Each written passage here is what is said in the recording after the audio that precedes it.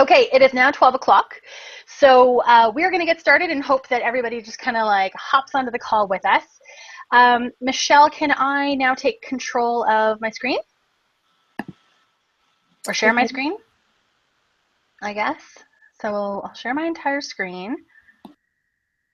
There's Michelle.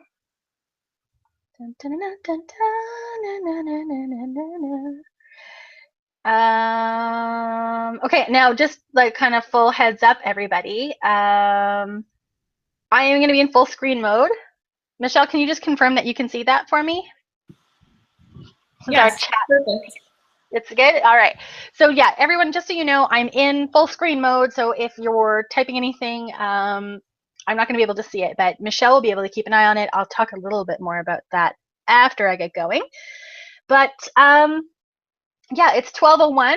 It looks like there's 5 people that are on the chat. So let's get started, and we will hopefully gain the rest of people as time goes on, and some will be catching up with us on the replay as well. So I am Serena. I'm a brand strategist in Vancouver, BC, Canada, and I work with passion-driven lady bosses who are helping transform the world. I know that sounds like a bit of an exaggeration, but they really are. My personal passion is in supporting small and mid-sized companies. They tend to be owned by women. That's just kind of the way that my business has shifted. And I teach them how to create big, beautiful brands that their ideal clients fall completely in love with. So let's just do a quick tech check since we had a little bit of trouble. I see that Tyra just posted in the comments. So hi, Tyra. So if you guys can just pop into the chat box, let me know who you are and where you're dialing in from today. Then we're going to know that we can hear you all right, or that you can hear me all right. I can't hear you at all, I'll be honest. So I'll just give a couple of seconds because I know there's about a 5-second delay in between. And I do want to make sure that the tech is solid before I get too deeply into the presentation.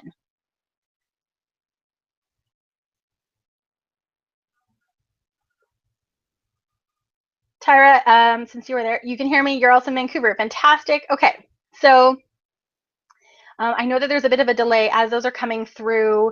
I do want to just welcome you and thank you for letting me know that you can hear me all right.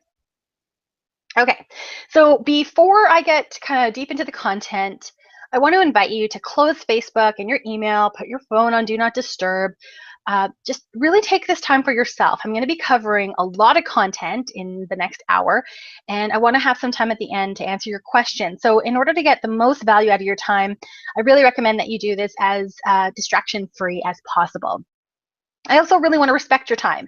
So if it's possible, please save your questions until the end. I'll make sure we've got the time to answer them. And that way we can maximize this hour that we have together. And hopefully the content will cover most of what your questions will be before we even get to the Q&A. But if you need anything technical and, oh, thank you, Tyra. You can see the screen great. So that means that's going really well. Perfect. If there's anything on the technical front that you're having trouble with, please pop it into the chat wing box. Michelle is there. She will take care of you. She's my wonderful partner in crime and the one who's kind of made the magic behind the scenes today. Okay, so let me tell you a little bit about me and why I do what I do. So my first kind of round of education was in radio broadcasting of all things. So when I started college, I was like, yeah, I want to be a DJ. I want to be on the radio. But it turned out the thing that I was best at was marketing and promotions. So, they would give us this this quota of like, I think it was something like $50 of prizes or cash that we could get to give away on our college station for every 2-week rotation.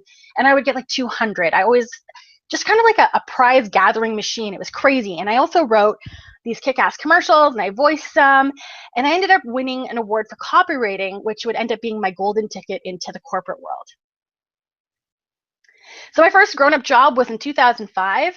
You can see like the happiest little ducky in the world right there. I was working for a Microsoft reseller, and they hired me even though I had no experience. And part of it was my can-do attitude, and part of it was because of that award that I won for copywriting. Now, full disclosure, I left out the fact that it was for writing commercials because they had some really big plans for me for writing case studies and newsletters and marketing materials. And I figured I could learn it as I went. So I sort of bluffed my way into that job. And it worked out really well because that company ended up being like my set of marketing training wheels. So they paid for me to go back to school part-time, and I studied customer relationship marketing, but they were also my first exposure into branding. And now, if you remember, I said it was a Microsoft reseller. So if you can imagine, my first introduction to branding was sort of like the Taj Mahal. It was, there are a few companies that are in the world that are as strict as Microsoft when it comes to regulating a brand. So in the early days, we weren't allowed to use their logo. It was software, so there was no like real physical component. We didn't have product shots that we could use. And it meant that I had to get really creative about the product that I was selling because I didn't have a way to visually promote it.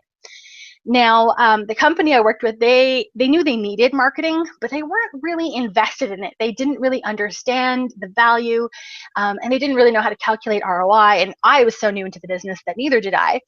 So being able to get budget to do anything was like pulling teeth. So I had to get really savvy at stretching marketing dollars and finding creative ways to do things for little to no investment.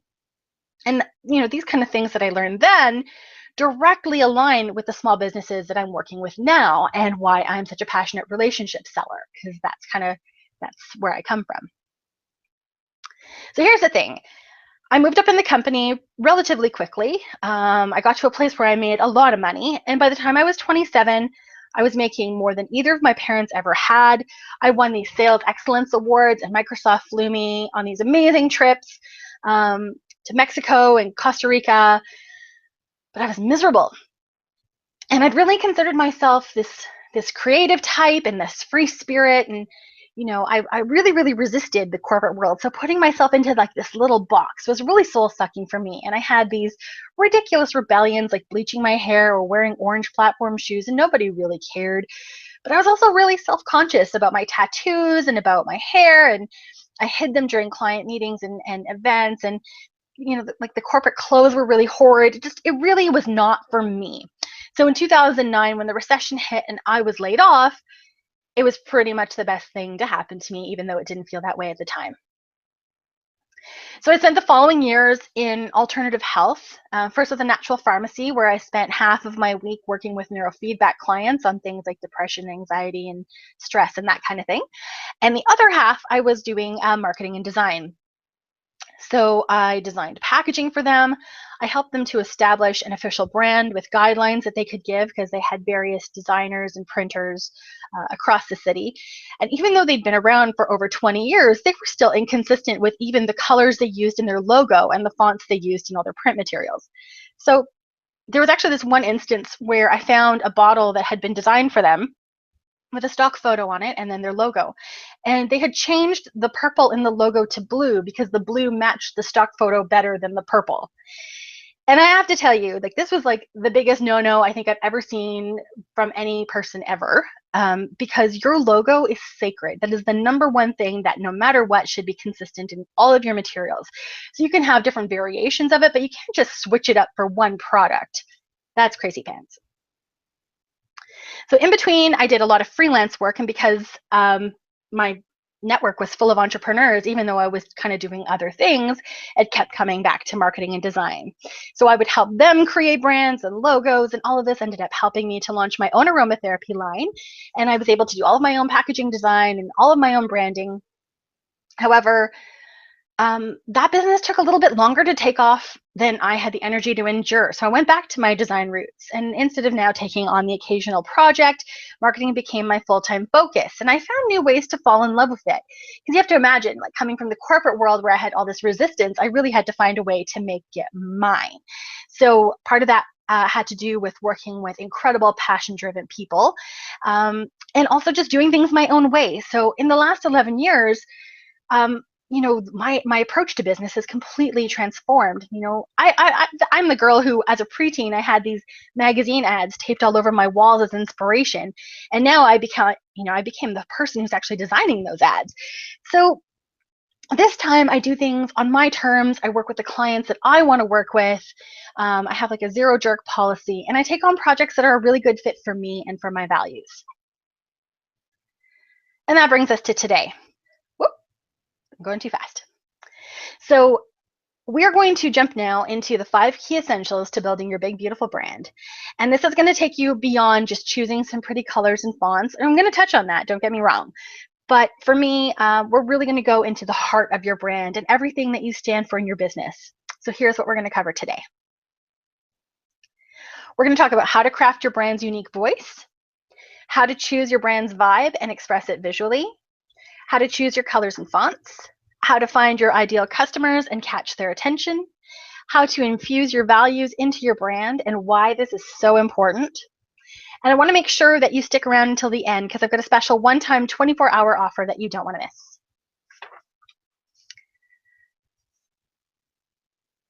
Okay, so what is a brand? You're going to hear a lot of different answers to this question depending on who you ask.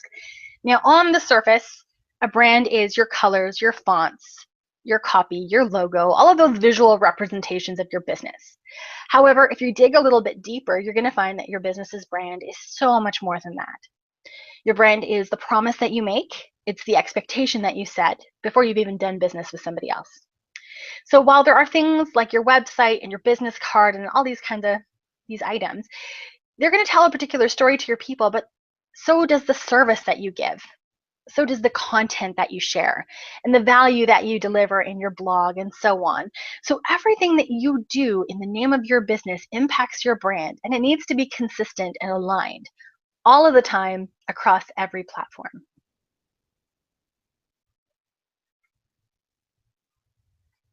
All right, so what is the number one thing that you need to do in order to find your brand's unique voice? This is probably a shocker. Here we go. Talk to your customers. I know that sounds crazy and it's so obvious and so simple. But too often what happens is entrepreneurs don't actually pick up the phone and actually interview their people. So they end up missing out on these vital nuggets that will really help them use their clients' language and create offers that are what their people actually need. So they're basing their entire marketing on assumptions about their people's needs, their pain, their interests, and so on. But if you want to know, you have to ask. So you can ask your past clients. You can ask for advice in Facebook groups. You can reach out to people in your network who match your ideal client. Ask them what they need and then listen. And when you're writing notes, make sure that you're using the exact words that they use. So write those down because you're going to want to ensure that these are in your copy. The language that you use in your branding matters. And if you're using their words, you help them to self-select. They're going to read your content and go, oh yeah, she's talking to me. And then you've got them. Okay, so here is a question for you. How do you want your brand to feel? So for instance, in my personal brand, you're going to find that it's friendly, it's rebellious, it's genuine, and it's feminine. And to express this, I use a lot of photos of me, and I've got my pink hair. I have like a cool color palette, and it's reflected in every aspect of my promotion. So let's hop over to the Chatwing text box.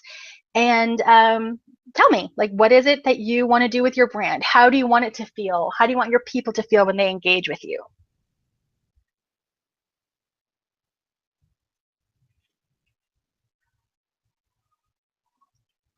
Just kind of see if those are coming through.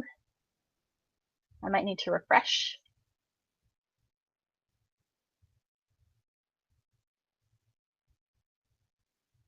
Real. Tyra says she wants her brand to feel real. I think that's really important. Authenticity is magnetic. I think that's one of Danielle Laporte's truth bombs. Michelle says empowering, flow, friendly, courageous. That's beautiful.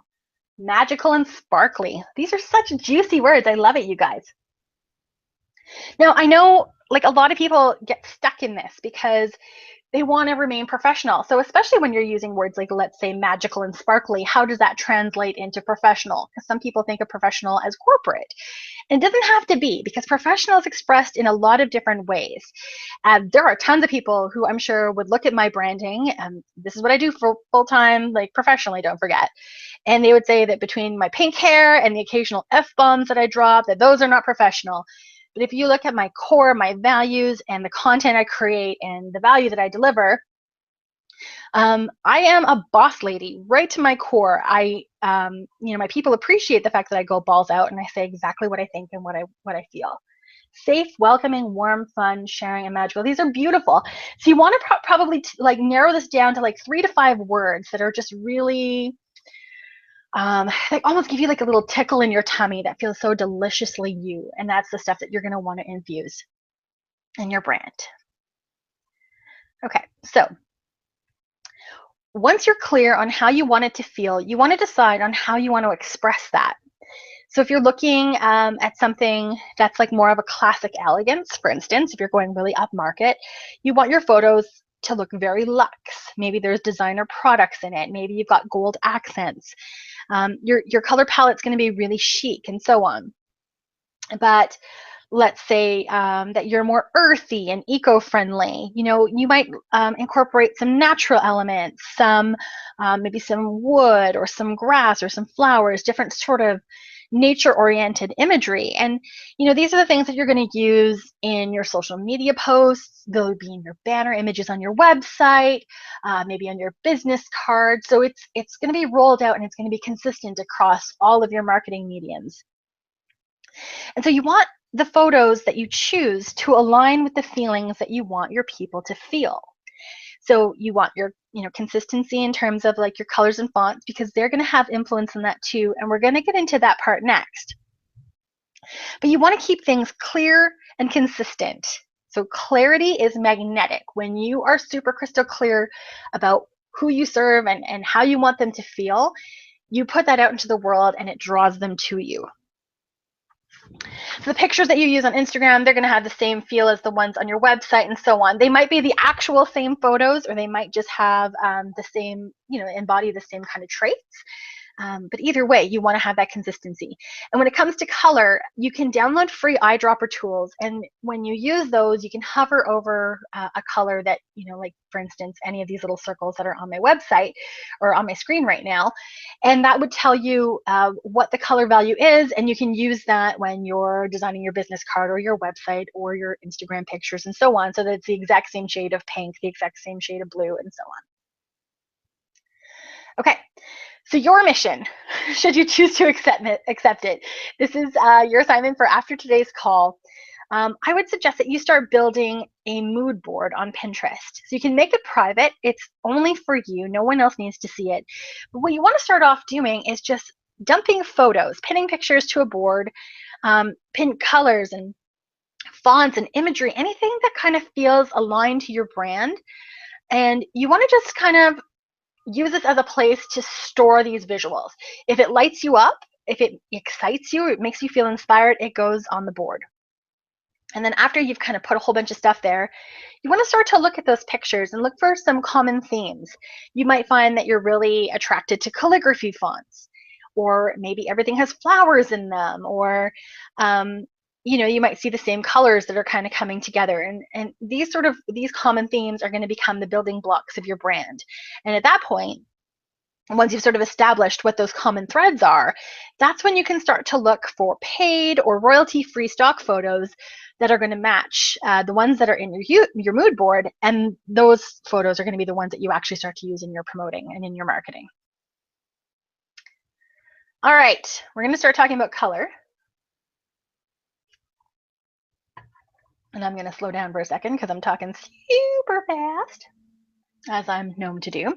Okay, we're going to touch briefly on the emotional aspects of color, but I really want to break down this formula first, because I have known more than a few businesses who really, really overdo it, and that just makes things look kind of homemade and unprofessional. So this is how much color to use in your brand. You can use less than this, but do not use more than this. So we have 1 to 3 main colors. These are going to be the ones that you use all the time.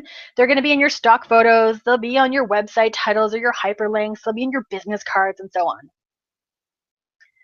You're going to have 1 to 2 accent colors. These ones you're going to see once in a while.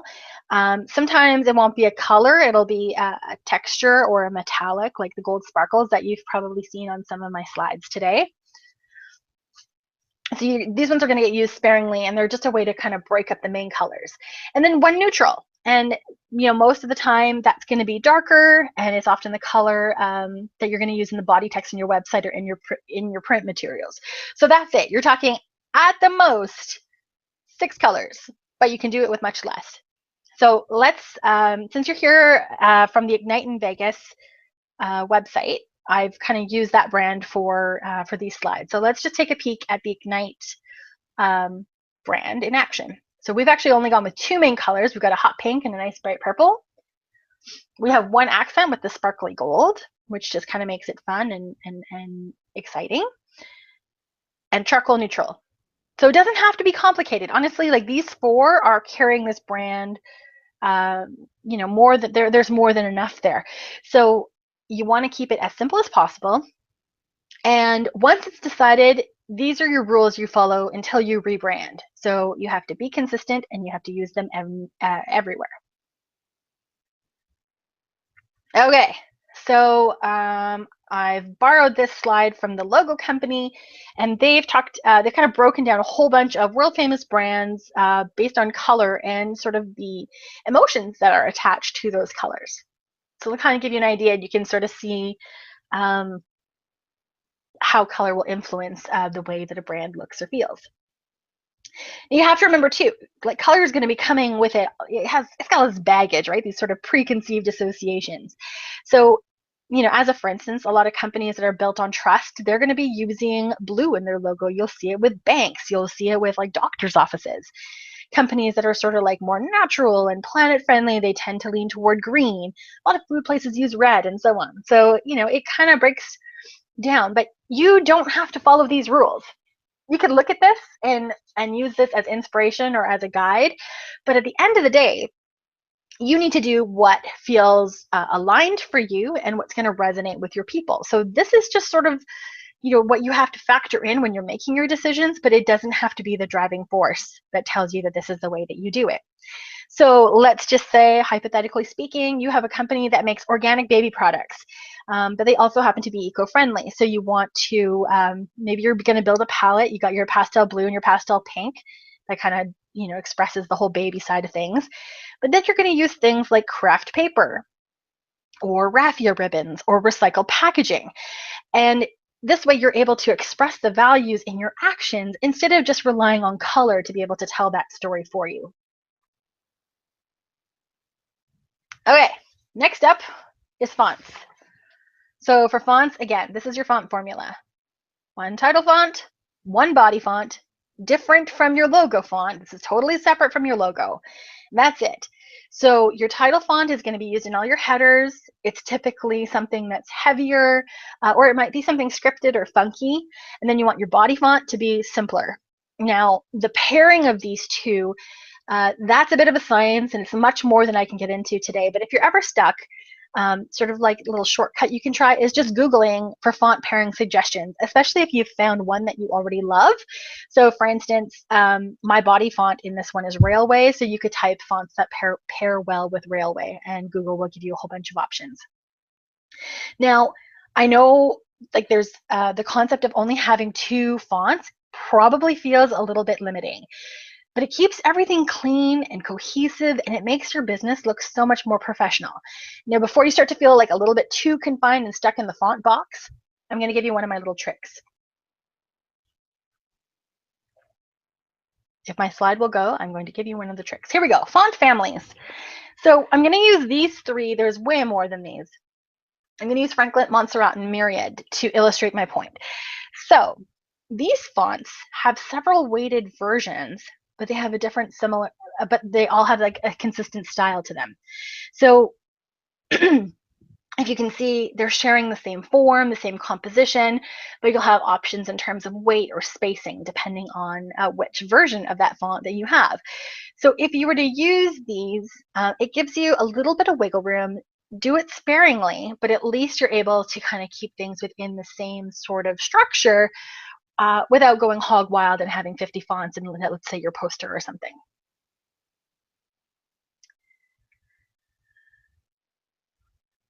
Okay, now I don't want to get too technical on this front, but I do think that there's something that needs to be said between serif and sans serif fonts. So I'm just going to simplify this as much as possible. We're going to use Arial and Times New Roman, the two most boring fonts on the planet, to illustrate this point. So if we look over at the Times font, do you see how they have those little thingies at the edges of the letters? The little kind of hangers on? Those are called serifs. So when a font has them, it's a serif font, and when it doesn't, it's called sans serif. So why would you want to use one over the other, aside from just personal preference and aesthetic? So serif fonts tend to be very classic and conservative. You'll see them in a lot of contracts. They're a pretty serious font. They're really great for readability, especially in print form, because those little hangers on, they give the eye a baseline to follow. Now, sans serif fonts, they tend to be more modern, more clean looking. They're also more trendy. They tend to be kind of the way that fonts and design have gone over the last, I'd say, 5 to 10 years. So you're going to see them a lot more in design. But a lot of companies are still using serifs, and some people are actually blending the two together. So serif fonts, for instance, they make really great titles, and they can be paired with a sans serif body text. So when you do that, you're able to still make, a relatively conservative brand without having to have something really flowery or really playful in terms of a title. Now, I'm getting a little raspy here, so I'm going to stop and grab some water. We're going to start off talking about your people. So while I have my 30-second water break, tell me in the chat box, where are you finding your ideal customers right now?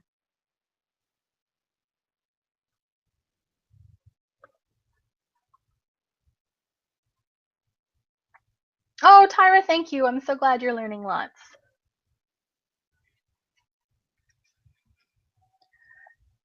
I'm particularly fond of my use of the technical term little thingies that hang on the end. I think that whoever created typography back in the day probably just rolled over in their grave and was like, oh, I can't believe she called serifs thingies. That's the worst. Okay, Facebook groups. We've got word of mouth. We have Michelle laughing at me, calling serifs thingies.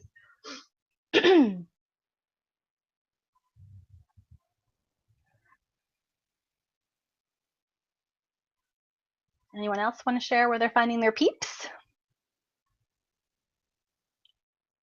Word of mouth and networking groups. Okay, perfect. So the best place to find your people is to ask them. I know, we're coming back to the same thing right from the start of today's presentation. So when you're doing those market research interviews and you're asking them about their pain and about the things that you can do to help them, this is also your chance to get all the other goods. Ask them where they hang out online, who they follow on social media, whose email list they're on that they actually look forward to receiving every single time.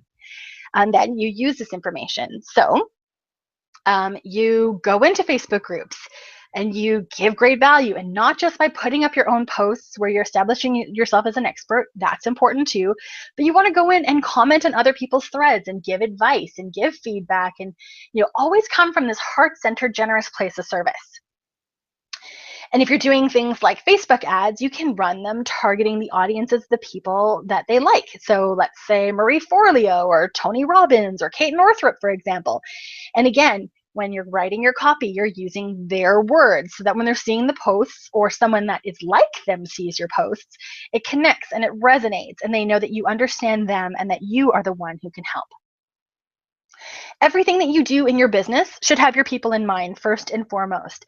And if you use them as your compass, you can pretty much never go wrong.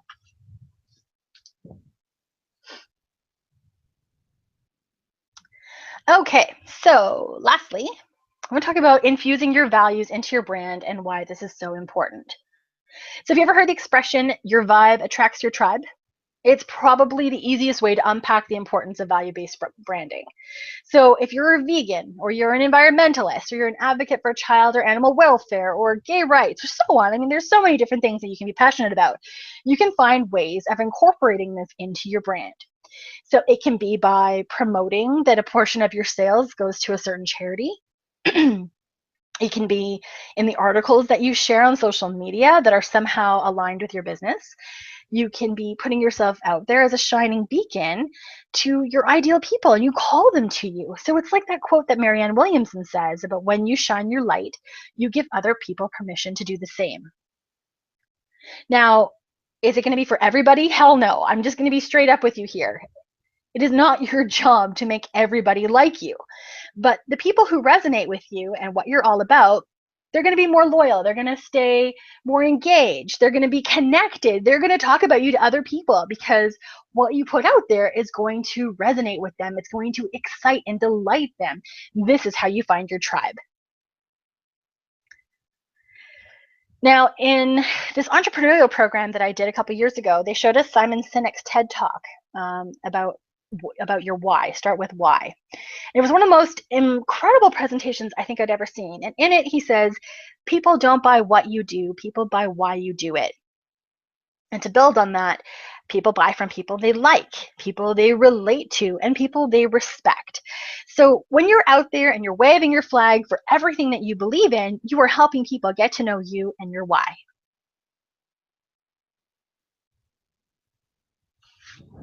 So for instance, when I launched my aromatherapy business, I expressed not only my passion for natural health and wellness, but also my strong opinions on self-love and body positivity. I became a global ambassador for the body image movement. And so my products themselves, they were taking time. They're all about taking time for like self-care. And there's definitely some bigger influences there that were also important. So how we feel about ourselves and all these things kind of integrated into my brand, and it ended up being in all of the content that I shared alongside all the natural wellness stuff. So it was a way of being able to provide value to my tribe without it always being about me or my products, and people really appreciated that. So if you think about the things that you really treasure and what's super, super important to you that you share in common with your audience, what kind of content can you create? So maybe it's blog posts. Maybe you're researching topics for articles that you can share, or inspiring quotes that you can post, who you can follow on Twitter for some relevant and compelling retweets. The content that you share is how people get to know you before they've even done business with you. So you want to make it valuable, you want it to resonate with them, and you want it to be something that they're going to eat right up. Your brand is like a second skin, so you want to feel comfortable in it. And if it's honestly, like, it's exhausting trying to pretend to be something that you're not. It's why I hated corporate so much. So by expressing who you are, you show up for your people more authentically, and they can tell. Trust me. All right, so let's do a quick recap about the 5 essentials to crafting your big, beautiful brand. Okay, so you want to talk to your customers, find out what they need, where they hang out, and what words they use to describe the pain that they're experiencing that you can help solve. You want to use their words in your copy as the voice of your brand, and it's going to help them to self-select and feel like you really know and understand them. You want to focus on how you want to make them feel and use colors and fonts and stock photos that resonate with them and will help them get there. You want to use the KISS rule, keep it simple, sweetheart. So you don't want to overdo it with colors and fonts. You want to infuse your personality and your values in your brand to attract the right people to you. All right, so Michelle and I have actually taken all of this theory and we've developed it into a bigger workshop that's going to be happening in Las Vegas in October. So I'd like to introduce you to Ignite in Vegas. It's a VIP experience that's going to leave you with a ready-to-execute brand in only 3 days. So on day 1, Michelle is going to take you through the clarity components of your brand, figuring out your message, your ideal clients, and how you serve. And then on day 2, you're going to work with me. We're going to create the visual story of your brand, exploring things like colors and fonts and photos. I'll give you all my favorite resources, and you're going to start crafting assets that you'll be able to, roll out as soon as you get back to the office. And then on day 3, we're going to take you for a branded photo shoot. You'll have your hair and your makeup done.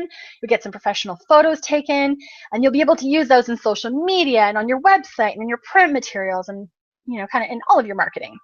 And I know it sounds crazy, actually, but I have a picture of myself from my last photo shoot that's on my business card. And that way, when you go to those networking events and you're handing out a bazillion cards, people are able to remember which one of them is you. So I have the, unlikely advantage of having pink hair, so I tend to stand out, but most people don't. So this is a really great way of being able to stand out amongst the pack of cards. So all of your workshops, the photo shoot, the snacks, whoops, everything is, I lost all my things. I had a funky little thing there. There it goes. Sorry about that, guys. All of that is going to come to you for $14.97. So you're going to have your workshops, your photo shoot. We have a Facebook community. We have webinars before. We have webinars after. And we also have a video training bonus from Drisco Tech. And we have the $500 fast action bonus. So we have 5 spaces left to get these 2 big bonuses that are going to be from Michelle and I. So this is to use after the intensive to kind of extend your learning.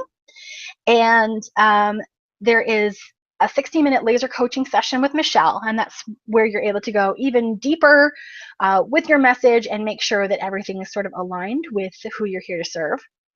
And you also get to do a brand audit with me. I'll look at the marketing that you've come up with. We'll see what's working, what can use some help, and we'll just tailor things to your audience and your brand new brand. And our 24-hour bonus, we have a wonderful offer from Jessica Nizgoda, who is a social media manager in my network, and she's gifted us a social media audit, which is valued at $200 to anyone who registers for Ignite in the next 24 hours. So she's going to go through 2 of your social media channels and audit and report on them and ensure that they are aligned and are having maximum impact with your audience. Okay, so if you are ready to Ignite and you want to sign up right now, you can head over to igniteinvegas.com. Michelle, actually, would you mind popping that link into the chat box, please, so that it's easier for people to find as well? And even if you wanted to find out some more information and kind of like the specifics about what we're going to be doing, we go into some pretty great detail on the website too. So there's oodles of stuff there. Thank you, thank you. Okay, we're going to head into the Q&A section now. I talked really fast, so I burned through my material a little bit quickly. That means it's good that we've got the extra Q&A time, because I may have spoken so quickly that you guys may have missed steps. So I'm going to actually stop sharing, and I'll just go to back to the camera. Maybe I can kind of look at you guys. Okay, let's close that. Okay, I think I am back. Or do you see Michelle, or do you see me right now? I can't tell. I think you can see me. Okay, so let's get into the questions section of today's presentation. What have you got for me? Send anything that you have through the chat box. And I mean, it can be on the content, it can be branding as a whole. I can do some, like, try to keep it a little bit more general, but you know, I can dabble a little bit into your specific company if you like. We can, you know, we've got the time, so we can explore things.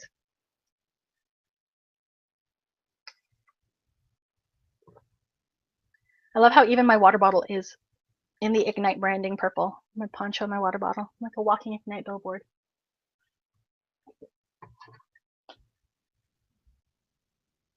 I can peek at the chat box a little bit more now. I'm loving all the stuff you guys were sending in about where you're finding your people. That's fantastic.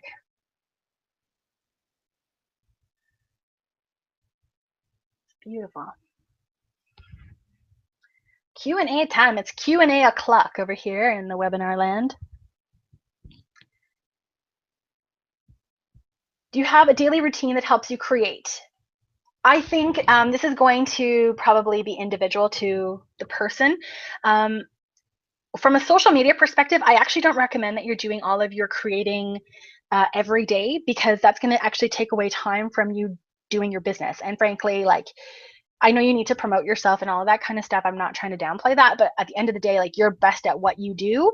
You don't want to be taking time away from your clients or your products or whatever it is that you do to be able to create social media content. So what I recommend that you do is actually spend on the high end once per week, but ideally you're doing it like once a month, where you're just generating a whole bunch of content.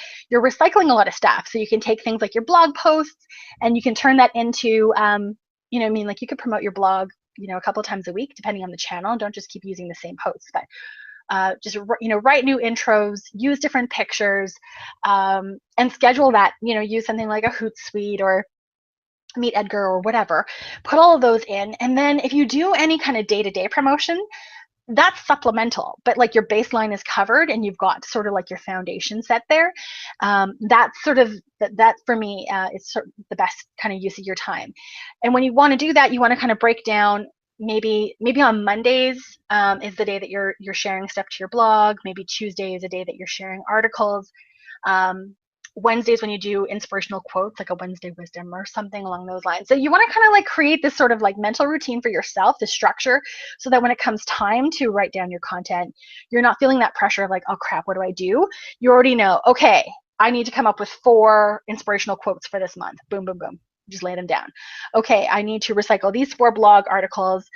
How do I write kind of different intros to them? And you're able to kind of like just kind of build some momentum that way. So that's sort of like my recommendation in terms of how you do it.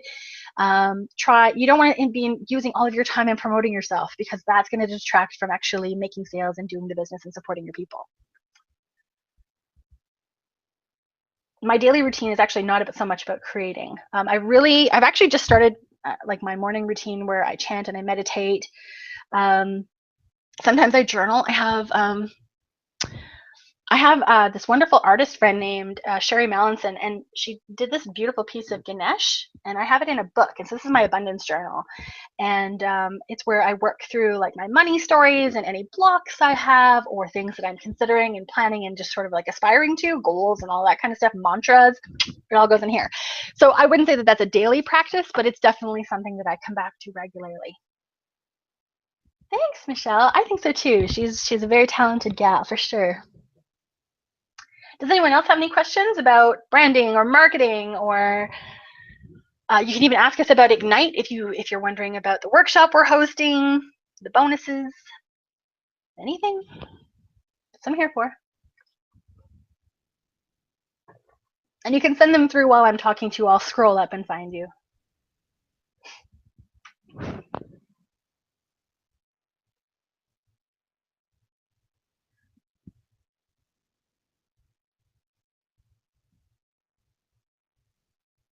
I feel like I should be playing the Jeopardy theme song while you guys type your stuff in. If it's oh, here we go. What do you do with the mood board once you've collected your images on Pinterest? Okay, this is going to be like sort of my bit of tough love talk. The pictures that you're posting on Pinterest that you have likely stolen from Google Images, those are for inspiration only. They are for you. They are not for your marketing. If you have not paid for a photo or taken a photo or found a photo that is royalty free, you cannot use it. So from an ethics standpoint, it's stealing. So that's kind of like that's really not good. However, from a consequence standpoint, there are photographers who are on the internet who create these beautiful photos, and they have wonderful SEO, so they show up in your Google image search. And if they catch you using them, because they have ways of tracking it, they will send you not a cease and desist. This is not like a, oh, don't take my photo. Okay, I'll take it down. This is not a nice exchange. They send you a bill for $10,000. Now you can imagine, you're just writing a free blog post. You didn't mean any harm. You didn't make any money off of it. They don't care. And you have completely taken over their copyright, and you're going to be financially spanked for it. So everything that you do with Pinterest that is for your eyes only, it's inspiration use. It's so that you look at that and you say, okay, I want to use this as a look and feel. So when you're incorporating new elements into your brand, you can compare them to that mood board and say, does this jive? Does it stand out? Does it blend? If it blends, if it feels good and whatever, it stays.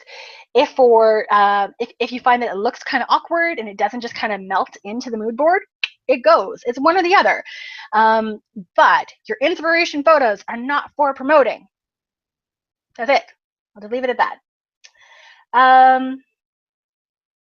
Okay, so Tracy says, I've just finally zoned in on a niche, but I created my website in purple colors and I just created Facebook in blues. I guess this is not such a great idea. No, you want to have everything be consistent, but here is the beauty of it. Nothing is permanent on the internet. So do these exercises, go through, create a mood board, and look for the colors and fonts that you really want to use and roll them out. Perhaps that blue and that purple are going to be complementary and you can incorporate them into the same palette, in which case you're golden. But you don't want them to look like two separate things, because ultimately, okay, let's all be honest here. how often do you see someone, let's say in a Facebook group, they say something cool, and you click on them and you look at their Facebook profile, this is their personal page, and you go, oh, that's really cool. And then you click to see their business page, and you go down the rabbit hole, you Facebook stalk them, right? Like that's what happens. You want to make sure that if someone is Facebook stalking you, they're getting the same message across all channels. Now, your personal one can look different than your business one, but if it looks like your business doesn't look like your business Facebook page looks different from your Twitter, which looks different from your website, and then you meet them at a networking event and you give them a business card and that looks different, it ends up being like this. I always use the metaphor, it's like a grandma's quilt, right? It's all these pieces that have been like sewn together but are totally disconnected. Like nobody likes that. You want it to look clean, consistent, professional across all your channels. And if you're not there now, you can change it. You're not married to any of these things, and even if you were married to it, that's what divorce is for. So you have the option to choose something else. You don't have to do things the way you've always done them just because it's the way you've always done them. You are the boss. You have the power to do whatever you want. I hope that helps.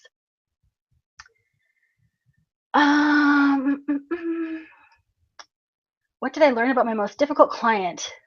Oh, boundaries. Boundaries are the thing I learned about my most difficult client. And I would say my most difficult clients were,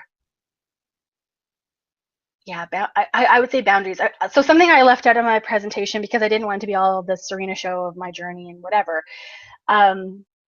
I've actually had clinical anxiety where I was off work for a year, where I spent most of my honeymoon in a fetal position in this beautiful hotel in Mexico. I am the walking, talking case study for the need for self-care, both as an employee or an entrepreneur or whatever. And so because I've suffered like this incredible burnout and recover from it and come back like way stronger, the biggest thing is boundaries and self-care and really being able to like honor your work rhythms.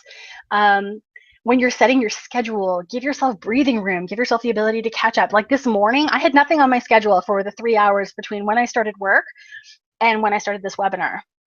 In it, I knew I was going to rehearse. I knew that I was going to meditate. I was going to do some visualizations. I was going to do a technology check, but I didn't actually schedule any calls, any follow-ups. I didn't answer any emails. So those boundaries, both working with people and just scheduling myself, were kind of integral to my success. Could you use a Google photo for Facebook posts? Okay, so Google Photos, when you're doing your Google image search, you can actually change your search criteria to, what's the word they use? I think it's something like ability to, Michelle, if you know what this is, can you pop it in the box? Basically, it says it's usable for promotional purposes or something. Like you're able to use it license free. The selection will go way down. However, that's one thing that you can do. I don't really know how super regulated it is, but if you're going to use Google Images, that's probably the easiest way to do it.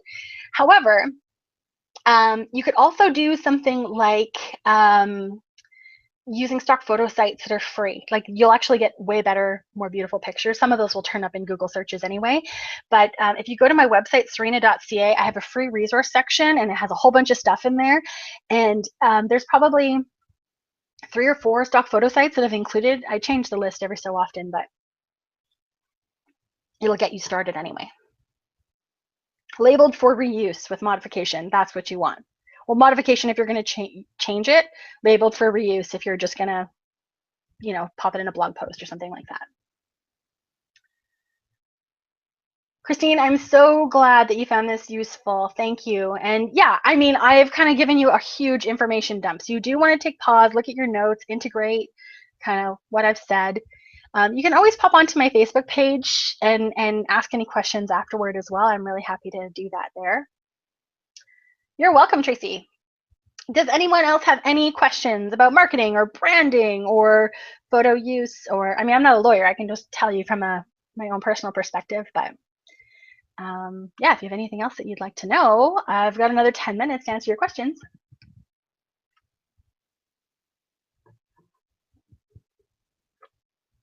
Sorry for talking so fast. I'm realizing as I'm needing more water to kind of like wet my whistle that I probably went a little bit crazy. Thank you, Tracy. I'm glad that you found that valuable as well. So I got my phone over here with the chat box. That's why I'm looking off camera instead of looking to you. Oh, you guys are the best. This is the best part about having my zero jerk policy, is that I seem to attract really wonderful people whenever I promote anything that I do. Can I recommend any great books in branding? No. Not because I'm a jerk, but because I didn't learn branding from a book. I don't know how you would ever get access to this, but if you can ever somehow, I don't know if Google would have this, if there's any way to find out what the branding guidelines are for really, really big brands that you admire, read them. I mean, they are so particular and so anal that it tells you how much white space you have to have around a logo. Like they're like really, really, really, really strict. So that's a really good way to do it. The other thing that I would recommend, because I feel like branding, I mean, there's certainly like technical aspects to it, but aside from like choose your colors and be consistent, there aren't really any hard and fast rules. I'd really recommend looking at brands that you really respect and admire of people who are super successful and studying them. So stalk them on social media, look at their print materials. Like I'll give you an example. I have a couple of different Danielle Laporte books. I think I have 2 here. And like she uses, even in her book covers, like she's using like the same fonts, and like she has her little signature that's consistent. She's got like the orange, thing going on, even though they're different shades of orange. I mean, they're different books. They don't have to be exactly the same, but take brands that you like and that you love, and yeah, stalk the hell out of them. See what they're doing really well, and kind of try to infer what the recipe to their success is. Oh, you're welcome, Missy. Thanks for coming on the call today. Yeah, Sandra, sorry. I was like, do I know any branding books? I was like, no, I didn't learn from a book. I learned by having my ass kicked by Microsoft. It's true. They're very strict. And they get very, very grumpy if you don't play by their rules. Even when you sell their stuff and make them millions of dollars. Like literally. They don't care. Does anyone else have any other questions before we wrap things up today?